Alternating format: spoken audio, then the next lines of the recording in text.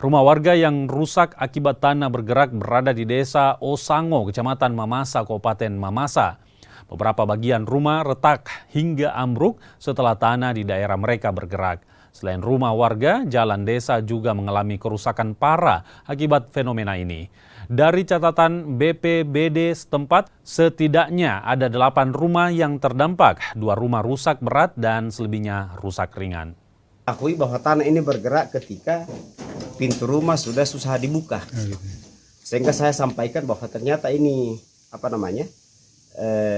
tanah ini bergerak turun, dan waktu itu kami masih belum takut karena saya bilang ini kan hanya sedikit.